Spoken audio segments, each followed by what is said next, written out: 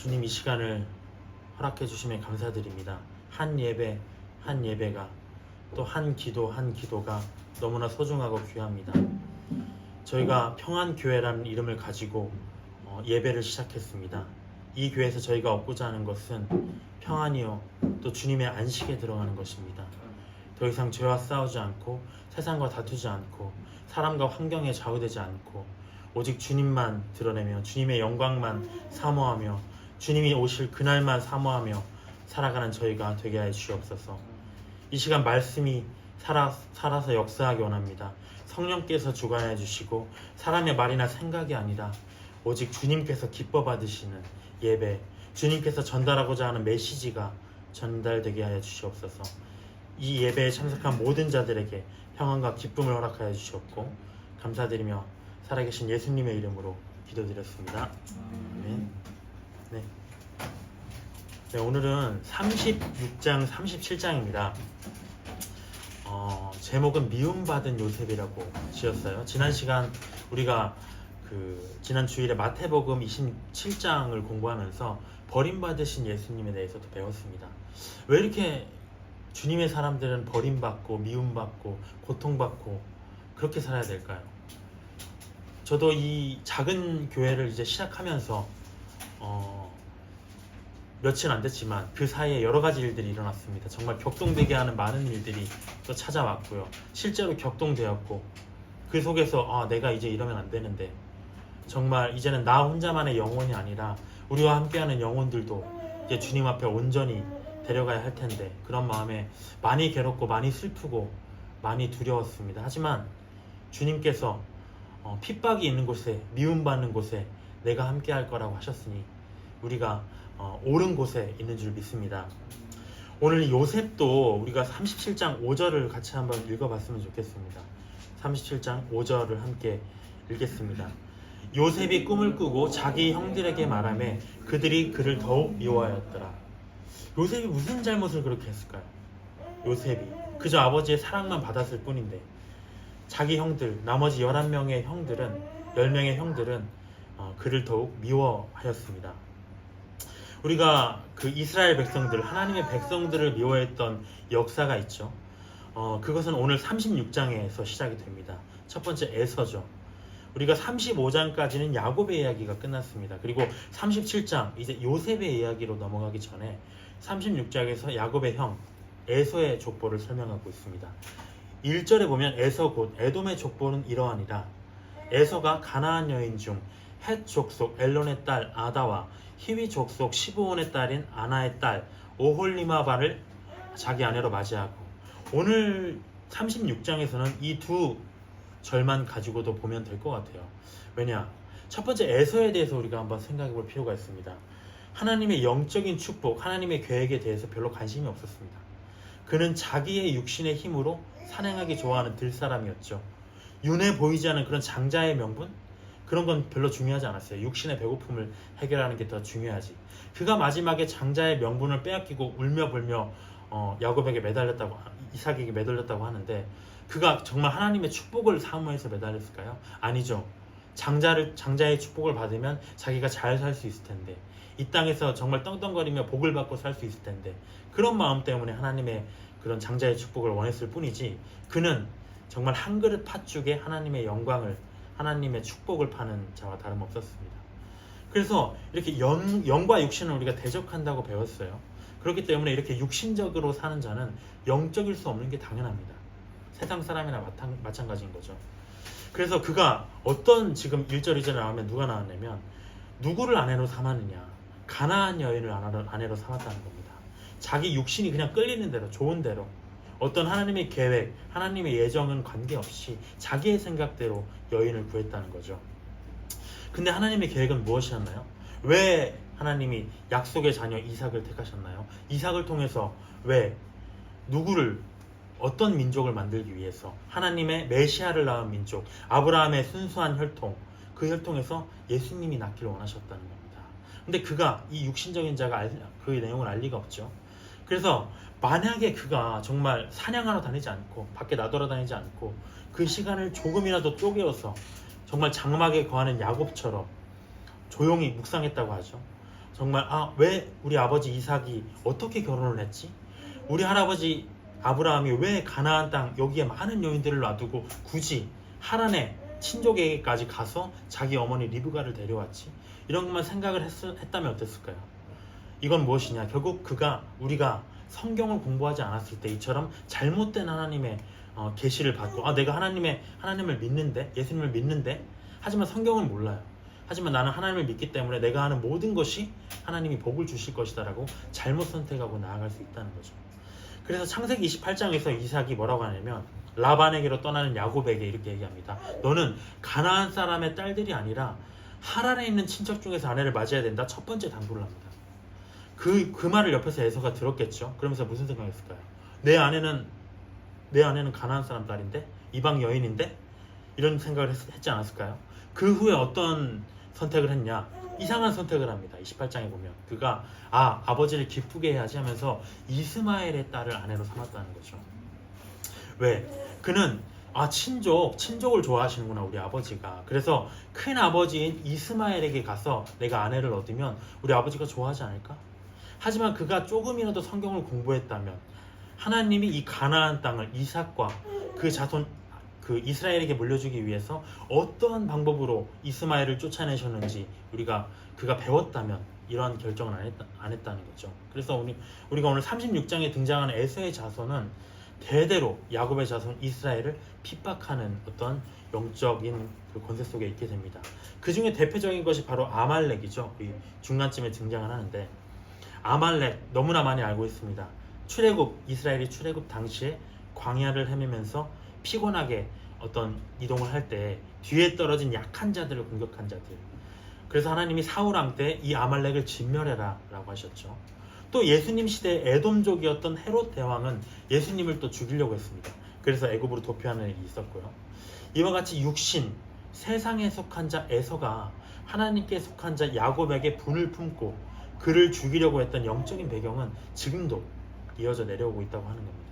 그래서 교회가 핍박을 당하고 믿는 자가 핍박을 당하고 오늘 등장하는 요셉도 자기 형제들에게, 물론 그들이 다 이스라엘 백성들이지만 어떠한 그런 미움 속에서 미움을 받게 된다. 하나님의 택한 자이기 때문에 그런 내용을 우리가 볼 수 있겠습니다. 37장을 우리가 좀 자세하게 살펴봤으면 좋겠습니다. 1절에 보면 야곱이 가나안 땅 곧 그의 아버지가 거류하던 땅에 거주하였으니 야곱의 족보는 이러하니라. 요셉이 17세의 소년으로서 그의 형들과 함께 양을 칠 때 그의 아버지의 아내들 비라와 실바의 아들들과 더불어 함께 있었더니 그가 그들의 잘못을 아버지에게 말하더라. 요셉은 노년에 얻은 아들이므로 이스라엘이 여러 아들들보다 그를 더 사랑하므로 그를 위하여 채색옷을 지었더니, 우리가 여기서 보면 이스라엘이라고 나와, 야곱이 아니라. 더 이상 그 야곱의 연단은 끝이 났죠. 사기꾼이 아니라 이제는 하나님의 사람 이스라엘이다 라고 변화를 했습니다. 근데 뒤에서 우리는 편의상 저는 야곱이라고 계속 얘기를 할게요. 그의 형들이 아버지가 형들보다 그를 더 사랑함을 보고 그를 미워하여 그에게 편안하게 말할 수 없었더라. 이 내용을 좀 자세하게 봐야 될 것 같아요. 3절에 보면 야곱은 자기의 12아들 중에서 요셉을 특별히 더 사랑했다. 왜 사랑했을까요? 추측할 수 있는 한 가지 이유는 그가 라헬에게서 낳은 아들이다. 야곱은 라헬을 아내로 얻기 위해서 14년간을 정말 지독한 라반 밑에서 일했을 정도로 그녀를 향한 사랑이 각별했죠.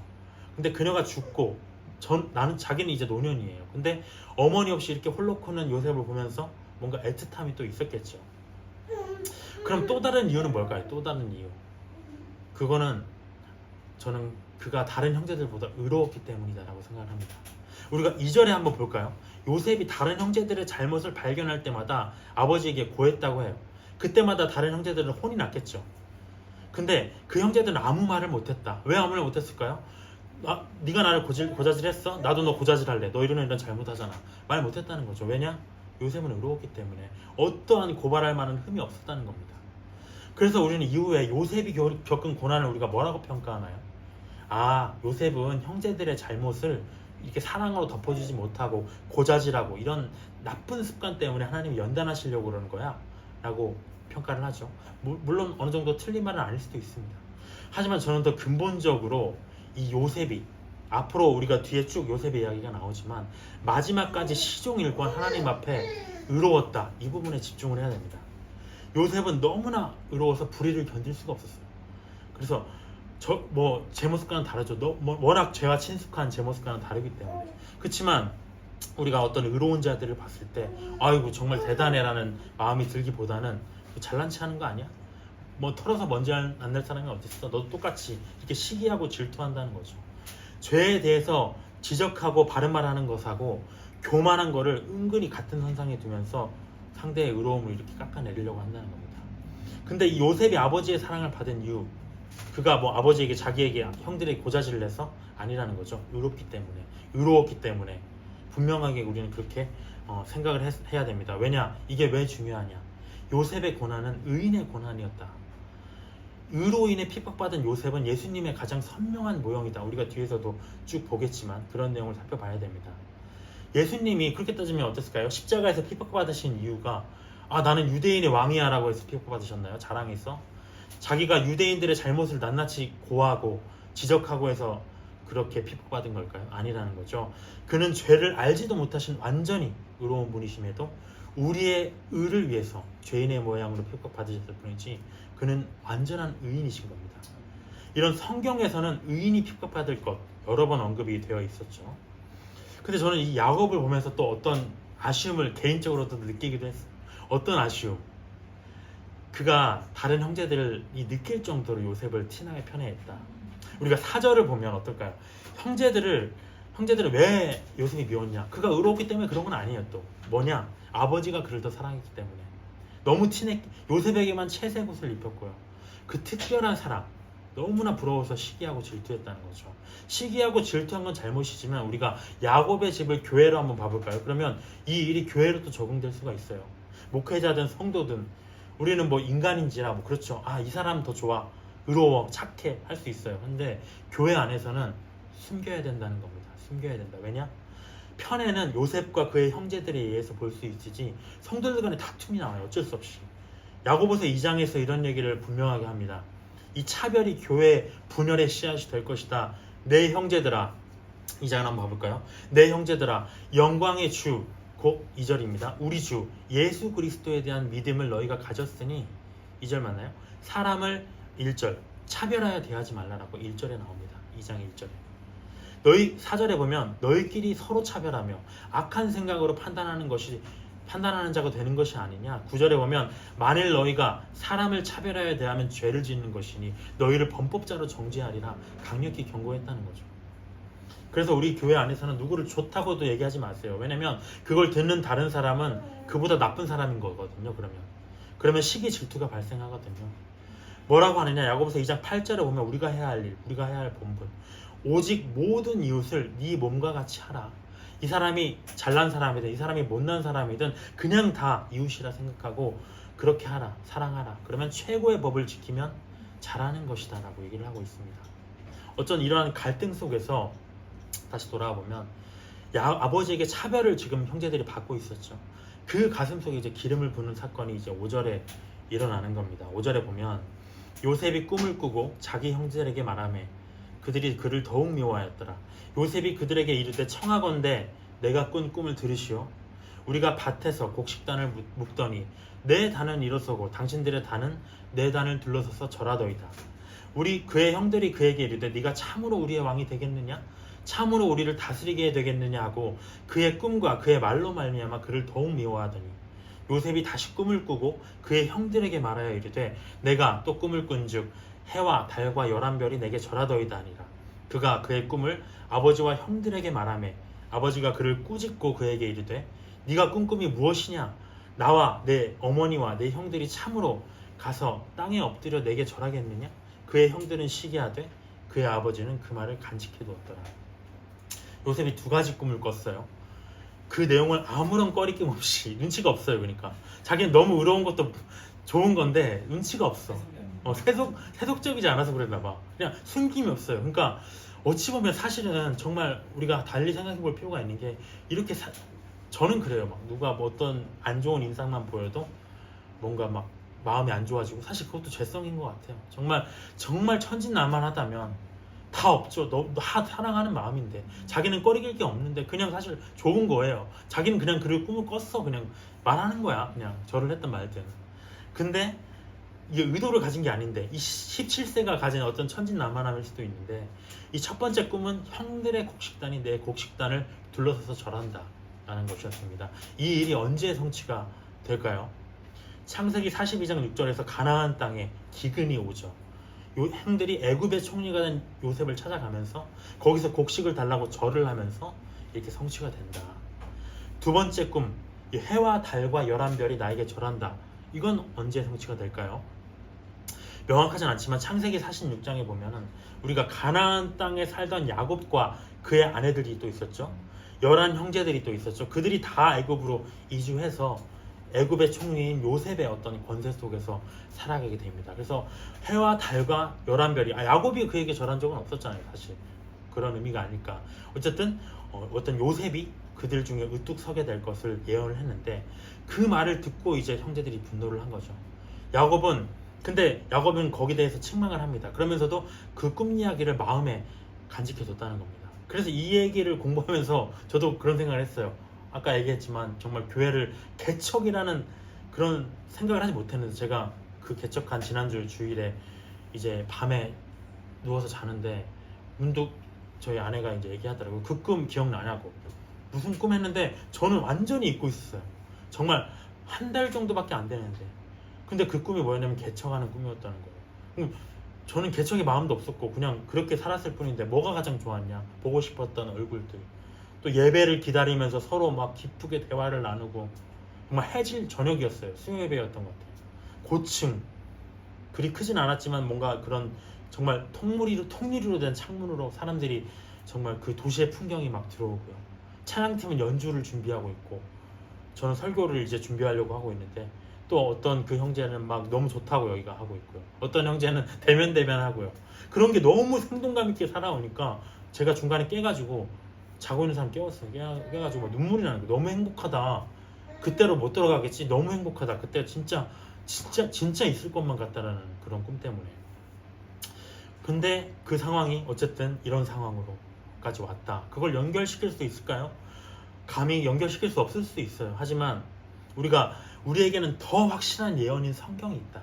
베드로서에 보면. 하지만 그래서 꿈에 깊게 매몰될 필요는 없겠죠. 그렇지만 어떠한 야곱처럼 하나님과 어떤 교회 그런 거에 관련된 꿈이라면 뭔가 마음에 다가온다면 어느 정도는 간직해둘 필요가 있지 않을까라는 생각이 듭니다. 12절에 보면 그의 형들이 세겜에 가서 아버지의 양떼를 칠 때 이스라엘이 요셉에게 이르되 내 형들이 세겜에서 양을 치지 않느냐 너를 그들에게로 보내리라. 요셉이 아버지에게 대답하되 내가 그리하겠나이다. 이스라엘이 그에게 가서 내 형들과 양떼가 다 잘 있는지를 보고 돌아와 내게 말하라 하고 그를 헤브론 골짜기에서 보내니 그가 세겜으로 가니라. 야곱이 요셉을 세겜에 보내서 양을 치러 간 형들의 신변에 이상이 없는지를 보고 오라고 했어요. 뭘 걱정했던 걸까요? 왜 보냈을까요? 왜 보냈을까요? 그들이 양을 치러 간 세겜에서 무슨 일이 있었나요? 자기 딸 디나가 강간당했었어요. 그것으로 인해서 어떤 일이 발생했나요? 세겜 사람들을 다 죽여버렸다는 거죠. 약탈했다는 거죠. 그 지역에 악취가 나는 상황이었다는 거죠. 근데 그들이 거기가 좋았는지 뭐 꼴이 정말 먹일만 했는지 몰랐지만 거기로 가서 굳이 양떼를 먹이고 있으니까 걱정이 되었다는 겁니다. 그래서 병고를 당하지는 않을까 하는 마음에 자기 요셉을 보내서 이제 감시가 아니라 어떤 잘 있는지 확인해보고 오라고 한 겁니다. 15절에 어떤 사람이 그를 만난지 그가 들에서 방황하는지라. 오늘 여기 36장하고 37장하고 38장에 자꾸 어떤 사람이 나와요. 하나님의 일을 성취하는 사람인 것 같지만 그가 요셉이 들에서 방황하고 있으니까 네가 뭘 찾느냐. 16절에 내가 우리 형들이 양치는 곳을 찾고 있습니다. 그러니까 17절에 그들이 여기서 떠났다. 도단으로 갔다. 도단은 두 우물이라는 뜻이에요. 뭔가 물을 먹이러 간 건지 어쨌든 도단으로 갔다고 얘기를 해서 18절에 요셉이 이제 그곳으로 이동을 합니다. 근데 그들이 가까이 오는 것을 본 형들이 이제 요셉을 멀리서 보고 죽이기를 꾀하여서 서로 이르되 꿈꾸는 자가 오는도다. 그를 죽여서 한 구덩이에 던지고 우리가 말하기를 악한 짐승이 그를 잡아먹었다 하자. 그의 꿈이 어떻게 되는지는 우리가 볼 것이니라. 정말 하나님의 입장에서는 악한 일 아닙니까? 내가 요셉에게 정말 예언을 주었는데 그 형들이 그 하나님에 대해서 도전하는 거 아닙니까? 하나님의 꿈에 대해서 우리가 그 꿈, 요셉이 죽으면 그 꿈이 성취가 될까? 악하게 지금 대항을 하고 있다는 거죠. 동생을 죽일 마음을 품었습니다. 우리가 배달은 뭐 동생이긴 하지만 아버지에게서 난 친동생을 죽인다. 우리가 인류 최초의 아담이 자기 아들들 사이에서 살인이 발생을 했었잖아요. 그것처럼 분노는 이 상대를 가리지가 않는다. 예수님이 말씀하신 용서와 대척점에 있는 정말 믿는 자의 가장 큰 적이다. 그래서 요셉을 구덩이에 던져 넣는데 저는 놀랐던 건 25절에 보면 그들이 태연하게 그 옆에서 음식을 먹는다는 거죠. 끔찍한 상황 아닌가요? 자기 동생은 죽이려고 구덩이에 넣어놨는데 음식을 먹고 있다. 정말 사이코패스나 다름없는 모습을 보이고 있다. 21절에 보면 르우벤이 듣고 요셉을 그들의 손에서 구원하려 이르되 우리가 그의 생명을 해치지 말자. 르우벤이 또 그들에게 이르되 피를 흘리지 말라. 그를 광야 그 구덩이에 던지고 손을 그에게 대지 말라 하니 이는 그가 요셉을 그들의 손에서 구출하여 그의 아버지에게로 돌려보내려 함이었더라. 요셉을 구덩이에 넣자고 제안한 게 누구냐면 르우벤이었다는 거죠. 왜냐? 다른 형제들이 모두 그를 죽여버리려고 했어요. 직접적으로.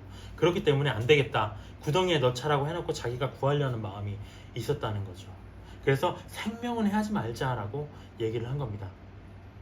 그래서 23절에 요셉이 다른 형들에게 이르니까 형들이 채색 옷을 벗기고 그렇게 질투가 났나 봐요. 24절에 그를 잡아 구덩이에 던지니 구덩이는 빈 것이라 그 속에 물이 없었더라. 물이 있었으면 익사했겠죠. 25절에 그들이 앉아 음식을 먹다가 눈을 들어 본즉 한 무리의 이스마엘 사람들이 길르앗에서 오는데 그 낙타들의 향품과 유향과 몰약을 싣고 애굽으로 내려가는지라. 유다가 자기 형제에게 이르되 우리가 우리 동생을 죽이고 그의 피를 덮어둔들 무엇이 유익할까? 자, 그를 이스마엘 사람들에게 팔고 그에게 우리 손을 대지 말자. 그는 우리의 동생이요 우리의 혈육이니라 하며 그의 형제들이 청종하였더라 라고 얘기를 하고 있습니다. 그때 미디안 사람들이 이제 지나가고 있어서 요셉을 구덩이에서 끌어올려서 그들에게 팔게 됩니다. 르우벤이 자리를 비운 사이에 유다가 르우벤이 그런 마음을 먹었다는 걸 알았으면 사실 움직이지 않았겠죠. 근데 마음의 생각이니까 알 수가 없어요. 그래서 르우벤이 자리를 비운 사이에 우리가 동생 죽여서 뭐 하겠느냐? 애굽의 상인에게 팔자. 그도 생명을 구원하고는 싶었어요. 이 둘 다 생명을 구원하고는 싶었다. 근데 그들의 행동이 올바른 것인가? 그들이 만약 형제의 잘못에 대해서 자각을 했어. 그러면 어떻게 됩니까? 분명하게 반대 의견을 내야 되는 거죠. 사실은 아닙니다. 이거 하나님의 뜻 아닙니다. 분명하게 얘기를 해줘야 되는 거죠. 근데 어떻게 했습니까? 그는 예수님을 못 박은 빌라도와 다름없었다는 겁니다. 알고는 있었지만 의로움을 추구하는데 주저하다가 결과적으로는 악에 동참했다는 거죠. 휩쓸려 가버린다. 하나님의 일에 대해서는 어떤 선택에 있어서는 선 아니면 악이라는 거죠. 내가 어떤 일을 했을 때. 그래서 이 모습을 보면 또 우리가 요셉의 상황 속에서 아까 의인의 고난을 받는 자다. 예수님의 모습을 우리가 분명하게 발견을 해야 됩니다. 끝날까지. 어떤 모습들이 있을까요? 야곱의 사랑을 받았죠. 예수님도 마찬가지로 아버지의 사랑하는 자라라는 말씀을 받았습니다. 형제들의 또 미움을 받았네요. 아버지의 사랑을 받은 대신에. 예수님도 동족인 유대인들의 미움을 받습니다. 채색 옷이 벗겨졌어요. 예수님은 어떨까요? 홍포를 입혔다가 네가 왕이야? 홍포 한번 입어봐 했다가 그 홍포가 벗겨졌고 구덩이에 빠졌다가 들어 올려졌다. 예수님은 어떠셨나요? 사망의 구덩이에 빠졌다가 부활하셨다는 거죠. 은 20전에 요셉은 팔렸지만 예수님은 은 30에 팔렸고요. 요셉은 애굽으로 팔렸지만 예수님은 헤롯의 박해를 피해서 잠시 애굽으로 도피했다. 애굽으로부터 내 아들을 불렀다 함을 이루려 함이니라. 이 말씀이 다 요셉과 오버랩되면서 성취되고 있다. 정말 우연이라고 보기엔. 그리고 5절에 보면 어떤가요? 요셉이 구덩이에 빠졌을 때 향품과 유향과 몰약을 실은 상인들이 하필이면 왔네요. 동방 박사들이 예수님을 영접할 때 황금과 함께 싣고 온 게 뭐죠? 이 유향과 몰약입니다. 이것은 모두 다 예수님의 십자가 죽음을 상징하는 어떤 장례용품이다라는 점에서 의미가 있다. 그래서 우리가 요셉의 고난을 의인의 고난으로 봐야 된다 라고 하는 겁니다. 79절에 보면 르우벤이 돌아와 구덩이에 이르러 본즉 거기 요셉이 없는지라 옷을 찢고 아우들에게로 되돌아와서 이르되 아이가 없도다. 나는 어디로 갈까? 그들이 요셉의 옷을 가져다가 수념소를 죽여 그 옷을 피에 적시고 그의 채색 옷을 보내어 그의 아버지에게로 가지고 가서 이르기를 우리가 이것을 발견하였으니 아버지 아들의 옷인가 보소서. 정말 살인과 거짓과 계속 이어지는 겁니다. 죄는 하나로 끝나는 것이 아니라 살인을 하고요, 더 큰 죄, 더 큰 악으로 이어지고 있습니다. 아버지가 그것을 알아보고 이르되 내 아들의 옷이라. 악한 짐승이 그를 잡아먹었도다. 요셉이 분명히 찢겼도다. 자기 옷을 찢고 굵은 배로 허리를 묶고 오래도록 그의 아들을 위하여 애통하니 그의 모든 자녀가 위로하되 그가 그 위로를 받지 아니하여 이르되 내가 슬퍼하여 수올로 내려가 아들에게로 가리라 하고 그의 아버지가 그를 위하여 울었더라. 그 미디안 사람들은 그를 애굽에서 바로의 신이 대장 보디발에게 팔았더라. 사랑하는 아들을 잃은 야곱의 슬픔, 어떤 것으로도 위로받을 수 없는 거죠. 오래도록 아들을 위해서 애통했다고 합니다. 야곱의 정말 고난을 우리가 기억할 수 있을까요? 야곱이 라반에게 지금 쫓겨갔고요, 에서에게 죽을 위험을 겪었고요, 라반에게 정말 20년 가까이 봉사하다가 에서에게로 정말 고생하면서 오다가 또 엉치뼈가 어긋나는 일을 겪었습니다. 장애인이 돼버렸어요. 자기 딸은 강간당하고 아들은 지금 그 지역에서 살인하고 약탈하는 자가 돼버렸고요. 여기서 그래서 이제 살아보려고 했더니 어떤 일들이 발생합니까? 자기가 사랑한 요셉, 라헬도 죽었고요, 오는 길에 유모도 죽었습니다. 자기가 믿고 의지하던. 앞으로 그런 일이 또 없을까요? 계속 있었다는 거죠. 그가 하나님의 사람 이스라엘이다, 너 믿음 인정받았어라고 하나님이 인정해 주셨음에도 그의 인생은 끝날까지. 그래서 저는 이 창세기에서 가장 좋아하는 멘트가, 마음이 아픈 멘트가, 야곱이 이제 그 바로의 앞으로 가잖아요. 바로 앞으로 가서 자기 인생을 회고하면서 정말 내가 조상들의 연수에는 미치지 못하지만 험악한 세월을 보냈다 하는데 정말 고통스럽더라고요. 그 말을 보는데 정말 그의 인생 뭘까? 하나님의 손에 붙들려서 사는 인생. 그래서 그는 이삭을 제물로 바치려 한 아브라함을 우리가 생각해 볼 수 있겠죠. 이 아들을 잃은 야곱을 볼 때. 또 죄로 인해 자기 죄 때문에 잃었지만 다윗이 또 있었습니다. 의인들의 고통. 또 사랑하는 독자 예수님을 십자가에 내어주신 하나님의 심정, 다 공통적이겠죠. 이 아들이 죽은 줄로만 알고 살아온 야곱의 20년의 세월은 매일매일이 정말 끔찍한 고통이었다는 겁니다. 우리가 이 뒤쪽도 한번 봐볼까요? 38장 짧으니까요. 그 후에 이제 유다는 떠났습니다. 왜 떠났을까요? 뭔가 자기가 이제 그 일을 겪고 나서 마음의 심령이 괴로웠겠죠. 정말 내 형제는 어디로 팔려갔는지도 모르고 정말 자기는 이런 악한 일을 했고 아버지는 슬퍼서 정말 제정신 아니고 그런 마음에 뭔가 따로 살고 싶었던 것 같습니다. 그래서 1절에 보면 그 후에 유다가 자기 형제들로부터 떠나 내려가서 아둘람 사람 히라와 가까이 아니라, 아둘람은 은신처라는 뜻입니다. 우리가 죄책감에 빠진 유다에게는 뭐가 필요했냐? 은신처가 필요했어요. 숨고자 했어요. 그러면 어떻게 숨었어야 되나요? 하나님 날개 속으로, 하나님 안에 숨었어야 된다는 거죠. 근데 그는 세상으로 나가고자 했습니다. 2절에 유다가 거기서 가나안 사람 수아라 하는 자의 딸을 보고 그를 데리고 동침하니 그가 임신하여 아들을 낳으며 유다가 그의 이름을 엘이라 하고 또 오난과 셀라를 낳게 됩니다. 1절 2절에서 우리가 그 히라라는 사람이 등장을 해요. 히라라는 뜻은 뭐냐면 고상한. 또 가나안 이방 여인, 우리가 수아라는 뜻은 뭐냐면 기쁨이라는 뜻이래요. 기쁨. 근데 이 고상한 사람, 수아, 기쁨, 이건 하나님으로부터 온 게 아니죠. 그가 은신처로 택했던 건 뭐냐면 정말 이 하나님의 사람이라고 하는데 이 사람들이 정말 악해. 어찌 보면 우리도 겪죠.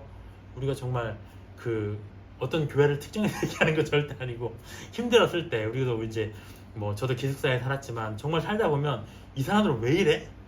이 형제들 왜 이래? 맨날 싸우고 지지고 볶고 정말 오히려 교회 밖으로 나가면 평안을 얻었던 시절도 있었어요.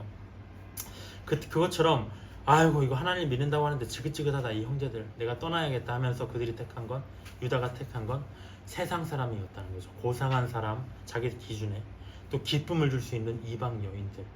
그래서 이래서 정말 6절에 보면 유다가 장작 엘을 위하여 아내로 데려오니 그의 이름은 다말이었더라. 근데 우리가 5절에 보면 뭐라고 되어 있냐면 셀라를 낳고 나서 유다가 거십에 있었다고 했어요. 근데 이 거십이라는 뜻이 뭐냐? 실망시키다라는 뜻이라는 거죠. 실망. 누구에게 실망일까요? 하나님에게도 또 자기에게 또 실망스러운 결과를 낳을 선택이었다. 가나안 사람을 가까이 하고 세상을 가까이 하는 것은. 6절에 보면 그래서 이제 엘이 태어나서 이제 결혼을 시켜야 돼서 다말을 데리고 옵니다. 다말. 그래서 근데 이제 7절에 보면 엘이 여호와가 보시기에 악했다는 거죠. 어떤 걸로 악했는지는 우리는 알지 못하지만 여호와께서 그를 죽였습니다. 악행 때문에. 유다가 오난에게 이르되 네 형수에게로 들어가서 남편의 아우된 본분을 행하여 네 형을 위하여 시가 있게 하라. 정말 이게 율법 이전이긴 하지만 어떤 형이 죽으면 자기 동생이 아내를 그런 그 아내로 삼아야 되는 그런 그 예가 아직 이때부터 시작이 됐다는 겁니다. 그래서 근데 이제 그 대를 이어야 되니까요. 형의 대를. 근데 9절에 보니까 오난이 그 씨가 자기 것이 되지 않을 줄 아는 거예요. 이게 뭡니까? 이 애가 어차피 태어나봤자 이거 형의 애잖아. 죽은 형의 애잖아. 내 애가 아니잖아. 그래서 땅에 그냥 사정을 해버렸다는 겁니다. 땅에. 그러면서 어떤 일이냐? 이 일을 보시고 여호와가 10절에서 악함으로 그도 죽이셨다는 겁니다. 유다가 그의 며느리 다말에게 이르되 수절하고 네 아버지 집에 있어서 네 아들 셀라가 장성하기를 기다리라. 셀라도 그 형들같이 죽을까 염려함이라. 다말이 가서 그의 아버지 집에 있으니라. 유다가 장자 엘의 하나로 다말을 데려왔는데 엘이 죽고요. 또 그 뒤은 오난도 죽어버렸다. 그래서 이들은 무엇 때문에 하나님께 심판을 받은 것이냐? 자기의 악 때문에 심판을 받은 거예요. 근데 유다는 어떻게 판단을 내냐면 다말 때문이다. 정말 아들 잡아먹는 며느리 때문에 죽은 것이다 라고 생각을 하고 셋째 아들에게 그녀를 주지 않으려고 했어요. 그래서 친정으로 보내버렸다는 거죠. 12절에 얼마 후에 유다의 아내 수아의 딸이 죽은지라. 자기 아내가 죽어버렸어요.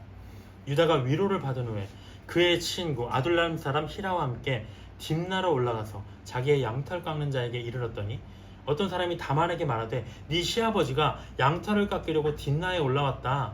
그러니까 그가 그 과부의 의복을 벗고 너울로 얼굴을 가리고 창녀 행세로 나아가게 됩니다. 그래서 15절에 보면 그가 얼굴을 가렸기 때문에 유다가 그를 보고 창녀구나 라고 생각을 하고 나로 16절에 나로 내게 들어가게 하라. 그의 며느리인 줄을 알지 못하였습니다. 며느리였으면 그렇게 안 했겠죠.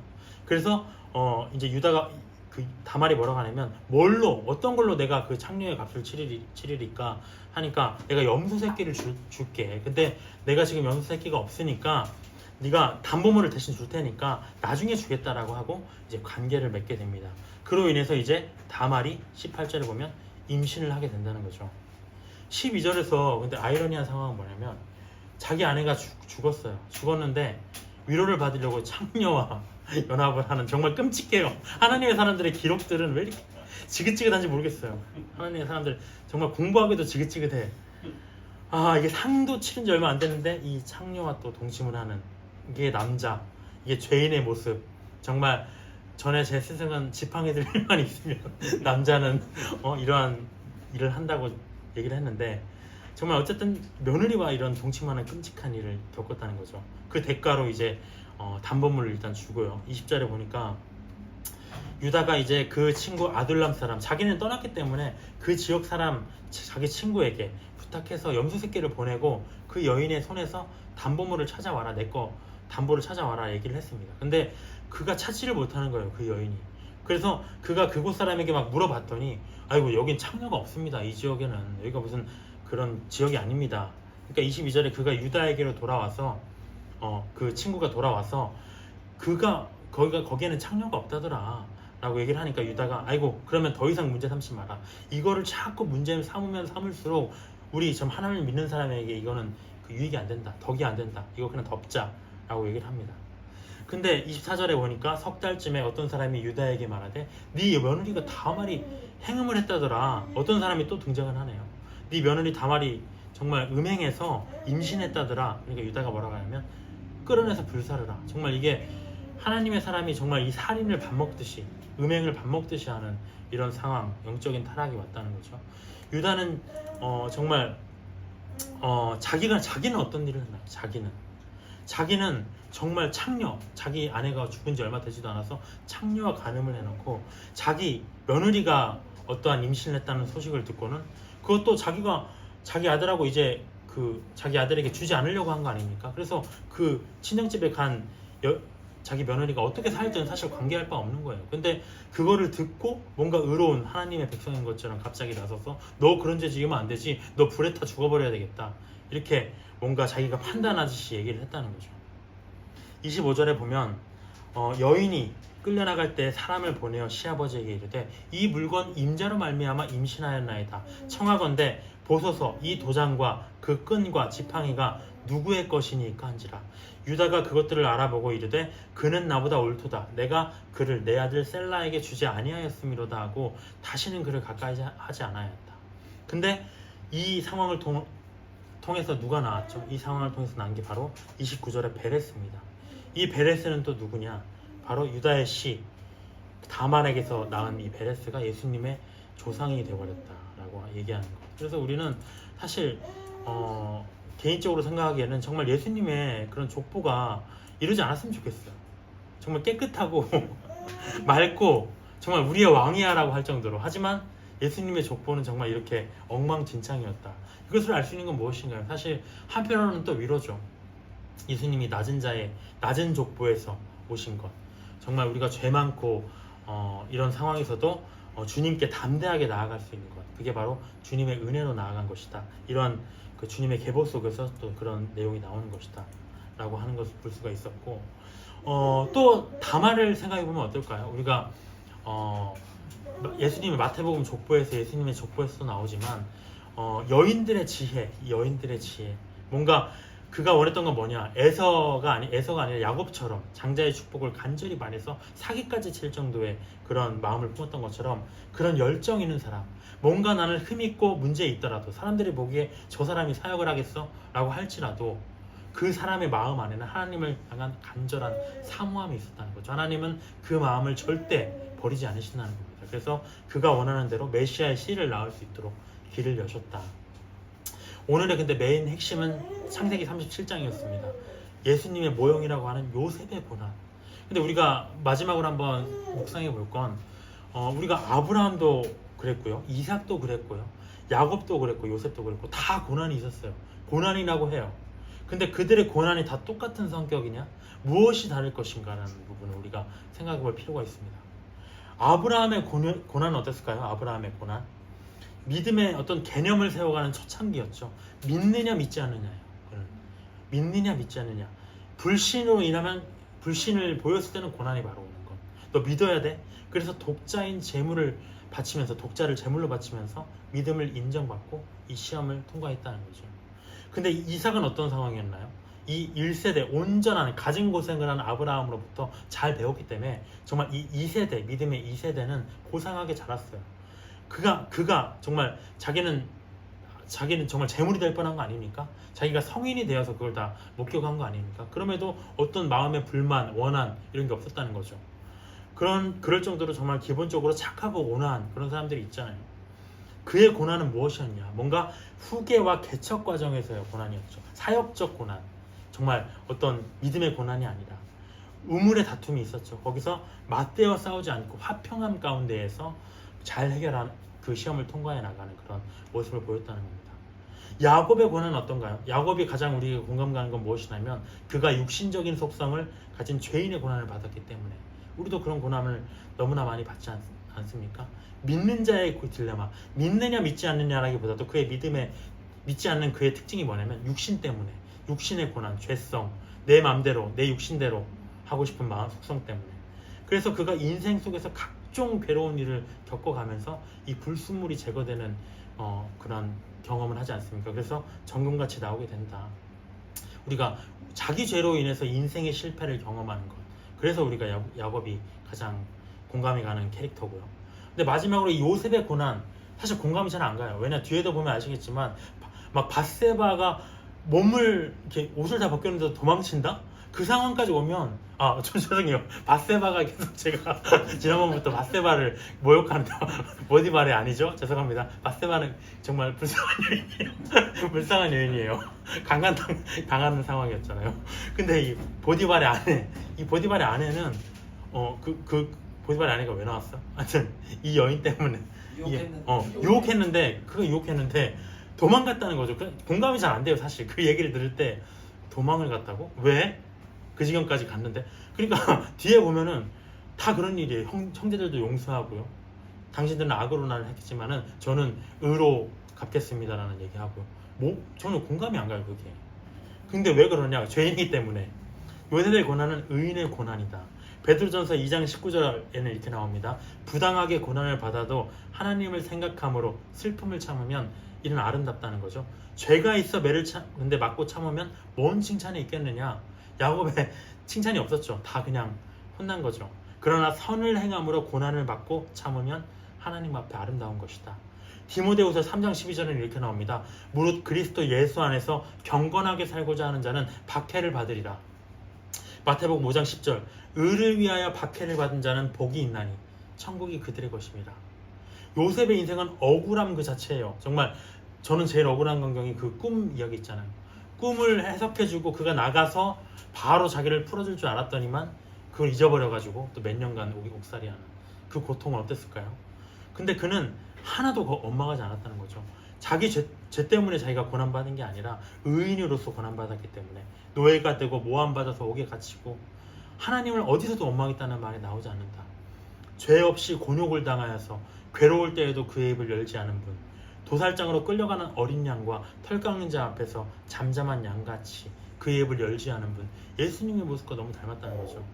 그래서 우리가 이제 하나님의 안식, 이 가나안 땅, 그래서 평안이라고 지었습니다. 평안교회에서 정말 새 출발하면서부터는 더 이상 죄로 고난받지 않았으면 좋겠어요. 저와 여러분 모두 죄와 싸우지 말고 요셉처럼 하나님의 나라, 의로움을 위해서 싸우는 자가 되고, 그러기 위해서는 우리가 야곱이 베델로 돌아가기 전에 어떻게 했습니까? 상수리 나무 밑에 모든 우상들을 다 정리했어요. 다 소중한 것 뭐 다 정리하고 마음과 영과 육신을 새롭게 해서 교회에 나갔다는 거죠. 그것처럼 우리가 이 평안교회에서 그런 마음가짐으로 새 출발하는 저와 여러분이 또 됐으면 좋겠습니다.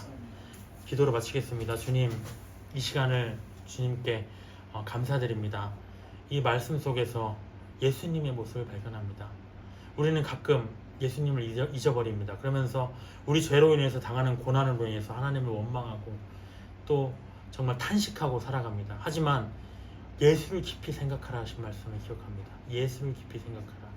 그가 어떤 삶을 사셨고 어떠한 영광의 자리에 오르셨는지, 또 우리가 그를 통해서 어떠한 영광에 올라야 하는지. 요셉은 애굽의 총리가 되었다고 합니다. 하지만 우리는 그보다 나은 자리에 올라갈 것입니다. 정말 우리가 의로운 삶으로서 이 마지막 때를 준비하여서 정말 주님이 오실 때 하얀 세마포를 입고 이 땅에서 왕노릇하는 영광을 누릴 수 있도록 저희를 의로운 길로 인도해 주시옵소서. 더 이상 죄와 고통, 정말 사람으로 인한, 환경으로 인한 그런 고난 속에서 휘둘리지 않고 기쁨과 즐거움과 평안 속에서 또 나보다 낫지 못한 사람들을 위해서 기도하고 정말 살아가는 저희가 될 수 있도록, 또 그런 평안교회가 될 수 있도록 인도하여 주시옵소서. 감사드리며 살아계신 예수님의 이름으로 기도드렸습니다.